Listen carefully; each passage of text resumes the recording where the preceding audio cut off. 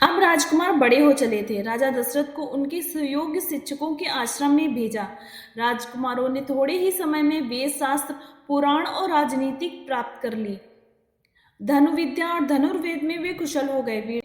वीरता तो उनके रक्त में ही थी। चारों भाई सब विद्याओं में निपुण और पराक्रमी थे। उनमें राम सर्वोपरि थे। बल विक्रम के साथ उनमें शील, विनय आदि गुण भी थे। अपने पुत्रों के रूप, गुण और शील स्वभाव को देखकर माता पिता हर्ष से फूले नहीं समाते थे। राजकुमार के युवा होने पर राजा को उनके विवाह की चिंता हुई। वे इस विषय में एक दिन मंत्रियों और पुरोहित से बातचीत कर रहे थे। द्वारपाल ने समाचार दिया, महाराज महर्षि विश्वामित्र पधारे हैं। सुनते ही राजा दशरथ सिंहासन छोड़कर उनके स्वागत के लिए आगे बढ़े। राजा ने मुनि को सादर प्रणाम किया, उन्हें उचित आसन पर बिठाला और सेवा सत्कार किया। इसके बाद राजा दशरथ हाथ जोड़कर बोले, भगवान, आपके पधारने से हमारी नगरी धन्य हो गई। अब आज्ञा करें कि क्या सेवा करूं? विश्वामित्र प्रसन्न होकर बोले, राजन, विशेष कार्यवश ही आपके पास आया हूं। हमारे यज्ञ में राक्षस विघ्न डाल रहे हैं। राक्षस राज रावण के 2 अनुचर वरीच और सुबाहु हमें यज्ञ नहीं करने देते। यज्ञ की रक्षा के लिए हम आपके वीर पुत्र राम को मांगने आए हैं। मेरे साथ उन्हें भेज दीजिए। आप डरे नहीं, राम की भी इसमें भलाई है।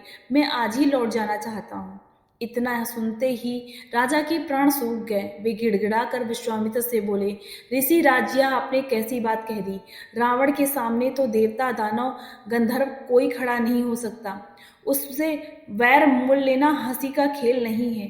मेरा राम तो अभी बालक है। मैं अपनी सेना लेकर आपके साथ चलता हूँ और आपके यज्ञ की रक्षा करूंगा। मेरे प्राण प्यारे राम पर कृपा कीजिए।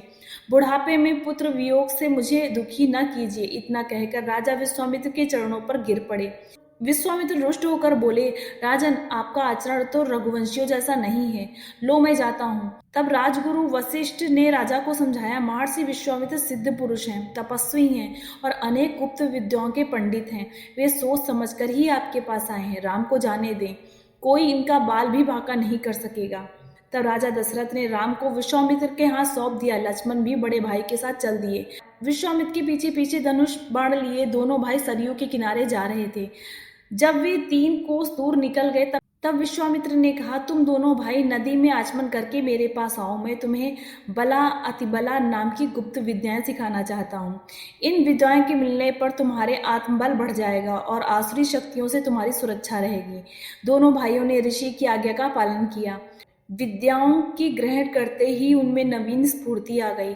उस दिन वे सरयू किनारे ही टिक गए। अगले दिन वे सरयू के किनारे किनारे फिर आगे बढ़े। सरयू और गंगा के संगम पर उन्होंने गंगा पार की। अब वे एक भयानक वन में पहुंचे। जहां तहां हटी सिंह, सुअर दिखाई पड़ने लगे। हिंसक पशुओं की आवाजों से वन गूंज रहा था। महर्षि विश्वामित्र ने बताया, यहाँ से 2 कोस की दूरी पर ताड़का रहती है। वह बड़ी बलवान, भयानक और दुष्टा है। उसने अपने पुत्र मारीच की सहायता से यहाँ के जनपदों को उजाड़ दिया है। अब तो यहाँ भयानक वन ही तुम देख रहे हो। आज तुम्हें उसका संहार करना है। स्त्री समझकर उसे छोड़ना ठीक ना होगा। श्री राम ने उत्तर दिया, मैं आपकी आज्ञा का अवश्य पालन करूंगा। यह कहकर उन्होंने धनुष की डोरी खींचकर छोड़ दी।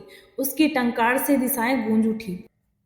महाराज ताड़का भी उसे सुनकर एक बार घबरा गई और फिर गरजती हुई दौड़ी। राम के पास पहुंचकर उसने धूल धूल कर बादल उड़ाया और वह पत्थरों की वर्षा करने लगी। राम ने उसे बाणों से घायल कर दिया। तब ताड़का अपनी बाहें फैलाकर राम पर झपटी। वह अदृश्य होकर घायल कर दिया। वह अदृश्य होकर फिर से पत्थर बरसाने लगी। राम ने चारों ओर से बाणों से घेर लिया। फिर उसके हृदय में उन्होंने ऐसा तीक्ष्ण बाण मारा कि वह हरहरा कर गिर पड़ी। विश्वामित्र ने राम को गले से लगा लिया। प्रसन्न होकर ऋषि ने दंड चक्र, काल चक्र, ब्रह्मास्त्र आदि अनेक दिव्य राम को दिए। राम और लक्ष्मण को साथ लिए मुनि विश्वामित्र अपने तक आगे बढ़े। महर्षि विश्वामित्र का यही आश्रम था। आश्रम वासियों ने यथोचित सत्कार किया। विश्वामित्र ने उसी दिन यज्ञ आरंभ कर दिया। 5 दिन तक यज्ञ निर्विघ्न चलता रहा। छठे दिन आकाश में घोर गर्जना सुनाई पड़ी।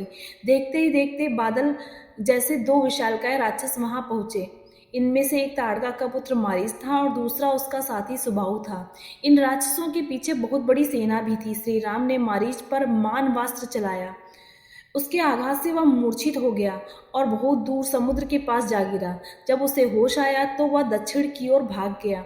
सुबाहु को श्री राम ने आग्नेयास्त्र से मार डाला और सारी राक्षस सेना का वायव्यास्त्र से संहार कर दिया।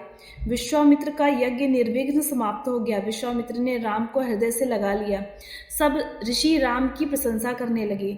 चले जात मुनि दीन दिखाई, सुनि जोड़कर पूछा, अब हमारे लिए क्या आज्ञा है। विश्वामित्र ने बड़े स्नेह से कहा, वत्स, मिथिला के राजा जनक को तुम जानते हो, वहाँ बहुत बड़ा यज्ञ हो रहा है, हम लोग को वहाँ जाना है।